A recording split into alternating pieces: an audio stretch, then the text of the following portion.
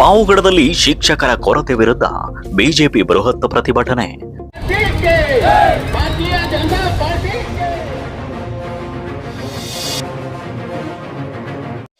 ಭ್ರಷ್ಟಾಚಾರ ಖಂಡಿಸಿ ತಹಶೀಲ್ದಾರ್ ಕಚೇರಿ ಎದುರು ಧರಣಿ. ನೀವೆಲ್ಲ ತಟ್ಟೆ ಹಿಡ್ಕೊಂಡು ಬನ್ನಿ, ನಿಮ್ಮ ಎಲ್ಲ ಕಾಂಗ್ರೆಸ್ ಸರ್ಕಾರದ ಅಧಿಕಾರಿಗಳು ಯಾರ್ಯಾರು ತಟ್ಟೆ ಹಿಡ್ಕೊಂಡು ಬನ್ನಿ, ನಾವು ದೃಶ್ಯ ಹಾಕೋದಕ್ಕೆ ನಾವು ಹೇಳಿ. ಇಂದು ಪಾವುಗಡ ತಾಲೂಕಿನ ಸರ್ಕಾರಿ ಶಾಲೆಗಳಲ್ಲಿನ ಶಿಕ್ಷಕರ ತೀವ್ರ ಕೊರತೆ, ವಿವಿಧ ಸರ್ಕಾರಿ ಇಲಾಖೆಗಳಲ್ಲಿನ ಭ್ರಷ್ಟಾಚಾರವನ್ನ ಖಂಡಿಸಿ ಬಿಜೆಪಿ ಘಟಕದ ವತಿಯಿಂದ ಪಾವುಗಡ ಪಟ್ಟಣದಲ್ಲಿ ಬೃಹತ್ ಪ್ರತಿಭಟನಾ ಮೆರವಣಿಗೆ ನಡೆಸಿ ತಹಶೀಲ್ದಾರ್ ಕಚೇರಿ ಎದುರು ಧರಣಿ ನಡೆಸಿದ್ರು.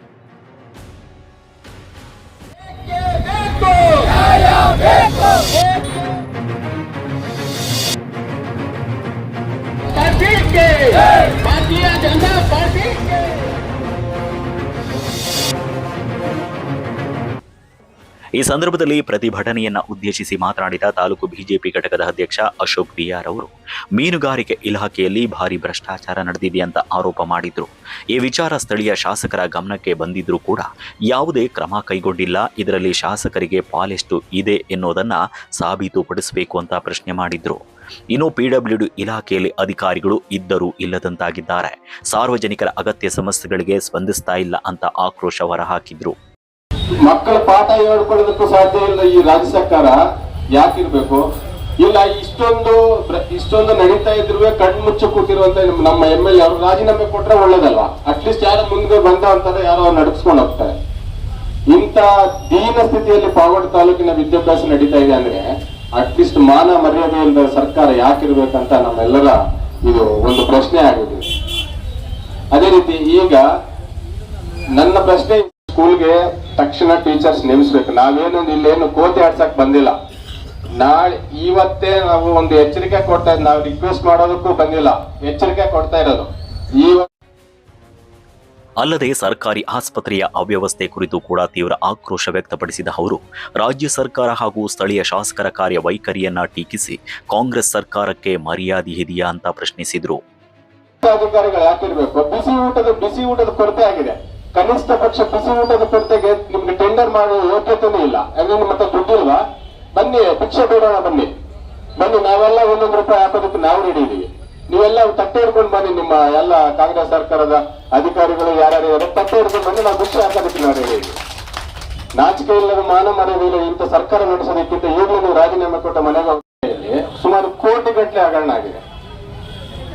ಕೋಟಿಗಟ್ಟಲೆ RAS ಘಟಕಗಳನ್ನು ಏರ್ಪಾಟ್ ಮಾಡ್ಬೇಕಂತ ಹೇಳ್ಬಿಟ್ಟು ಮೀನುಗಾರಿಕೆ ಇಲಾಖೆಯಿಂದ ದುಡ್ಡು ಬಂದ್ರೆ ಇಲ್ಲಿ ಬೋಗಸ್ ವರ್ಕ್ಗಳೆಲ್ಲ ಮಾಡಿ ಯಾವನೋ ಕಾಂಟ್ರಾಕ್ಟರ್, ಇನ್ಯಾರೋ ರೈತರು, ಯಾರದೋ ಫೋಟೋ, ಎಲ್ಲದೋ ಮಿಷಿನ್, ಹಳೆ ಮಿಷಿನ್ ಎಲ್ಲ ತಂದು ಹೊಸ ಘಟಕಕ್ಕೆ ಫಿಕ್ಸ್ ಮಾಡಿ ನೀವು ಬಿಲ್ ಮಾಡ್ತೀರಾ ಅಂದ್ರೆ ನಿಮ್ಮ ಈ ಭ್ರಷ್ಟ ಅಧಿಕಾರಿಗಳನ್ನು ಇಷ್ಟು ಜನ ಇಟ್ಕೊಂಡು ನೀವೇನ್ ಮಾಡ್ತಿದ್ದೀರಾ?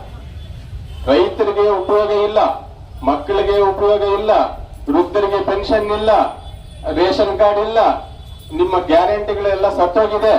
ನಿಮ್ಮ ಮುಖ್ಯಮಂತ್ರಿಯವರು ಎಲ್ಲಿದ್ದಾರೆ? ಮುಖ್ಯಮಂತ್ರಿಯವರು ಹೇಳ್ಬೇಕಾದ್ರೆ ಇನ್ನೊಂದು ಮತ್ತೋದೆ, ಅವರು ಮುಖ್ಯಮಂತ್ರಿ ರಾಜ್ಯ ಅಧಿಕಾರ ಮಾಡಕ್ ಬಂದಿಲ್ಲ, ಎಂಜಾಯ್ ಮಾಡಕ್ ಬಂದಿದ್ದಾರೆ.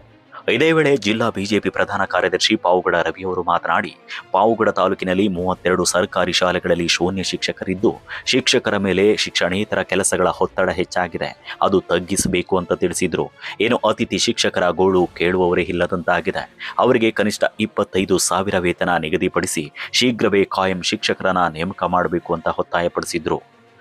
ಸರ್ಕಾರದ ಗ್ಯಾರಂಟಿ ಯೋಜನೆಗಳಿಂದ ಶಿಕ್ಷಣ ಕ್ಷೇತ್ರ ನಿರ್ಲಕ್ಷ್ಯಕ್ಕೆ ಒಳಗಾಗಿದ್ದು ಮಕ್ಕಳ ಶಿಕ್ಷಣಕ್ಕೆ ಕೊಳ್ಳಿ ಹಿಟ್ಟಂತಾಗಿದೆ ಎಂದು ಆರೋಪ ಮಾಡಿದ್ರು. ಎಲ್ಲರೂ ಗ್ಯಾರಂಟಿ ಕೊಟ್ಬಿಟ್ಟಿದ್ವಿ, ಸಮೃದ್ಧಿಯಾಗಿದ್ದೆ ನಮ್ಮ ರಾಜ್ಯ ಇದೆ, ಸಮೃದ್ಧಿಯಾಗಿ ನಮ್ಮ ತಾಲೂಕಿದೆ ಅಂತ ನೀವು ಭಾಷಣ ಮಾಡುವಾಗ ಹೇಳ್ತಿರಲ್ಲ.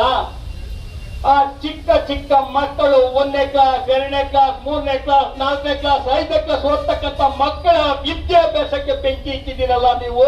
ಇದೇನೋ ನಿಮ್ದು ಗ್ಯಾರಂಟಿ?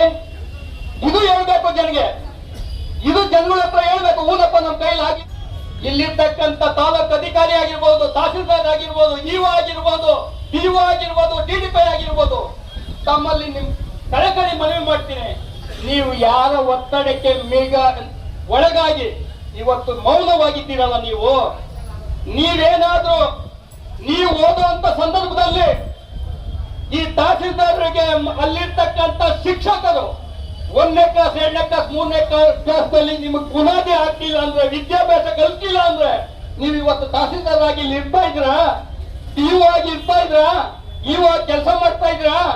ನಿಮಗೆ ಶಿಕ್ಷಣ ಸಿಕ್ಕಿದೆ, ಇವತ್ತು ಅಧಿಕಾರ ಮಾಡ್ತಾ ಇದ್ದೀರಾ. ಅಧಿಕಾರ ಮಾಡೋ ಸಂದರ್ಭದಲ್ಲಿ ಆ ಬಡ ಮಕ್ಕಳ ವಿದ್ಯಾಭ್ಯಾಸದ ಬಗ್ಗೆ ನಿಮ್ಗೆ ಕಿಂಚಿತ್ತು ಕಾಳಜಿ ಇಲ್ಲ ಅಂದ್ರೆ ಶೂನ್ಯ ಶಿಕ್ಷಕರ ಶಾಲೆ 32 ಶಾಲೆಗಳಲ್ಲಿ ಇವತ್ತು ನಡೀತಾವೆ ಅಂದ್ರೆ ಇಲ್ಲಿರ್ತಕ್ಕಂಥ ಅಧಿಕಾರಿಗಳು, ಇಲ್ಲಿರ್ತಕ್ಕಂಥ ಶಾಸಕರು, ಈಗಿರ್ತಕ್ಕಂಥ ರಾಜ್ಯ ಸರ್ಕಾರ ನಮ್ಮ ತಾಲೂಕಿನ ಜನತೆಗೆ ಯಾವ ಗ್ಯಾರಂಟಿ ಕೊಡ್ತಾ ಇದೆ?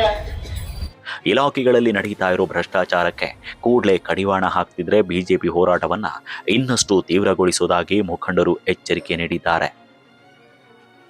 ಧರಣಿ ಬಳಿಕ ತಹಶೀಲ್ದಾರ್ ಕಚೇರಿಯ ಶಿರಸ್ತೇದಾರ್ ಚಂದ್ರಶೇಖರ್ ಅವರಿಗೆ ವಿವಿಧ ಬೇಡಿಕೆಗಳ ಮನವಿಯನ್ನ ಸಲ್ಲಿಸಿದರು.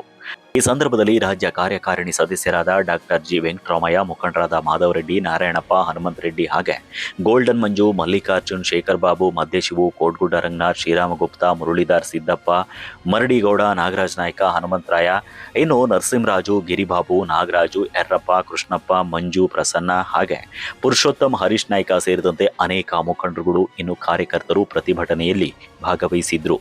Naveen Kilarlahalli, lead news, Pavagada.